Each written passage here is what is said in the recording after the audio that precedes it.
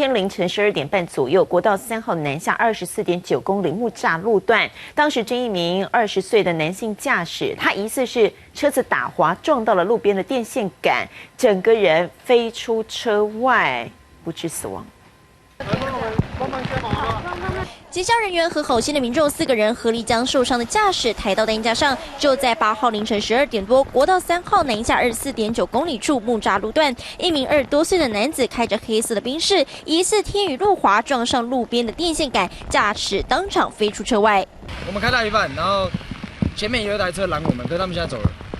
拦你们？对，他拦我们，然后叫我们帮忙打救护车。车祸现场零件散落一地，遍布外侧将近10公尺，不难想象当时撞击力道有多大。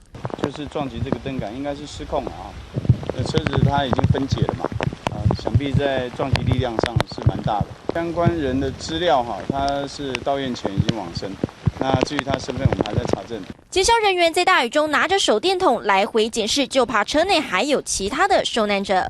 因为这现场的撞击力量来看，人甩出来了，我们还在确认，看还有没有其他，还要赶快来搜救。台风来袭，路面积水，当车行驶过快容易打滑，提醒民众台风天开车要注意安全，才是最佳的上车。记者张志伟、蒙婷新北采访报道。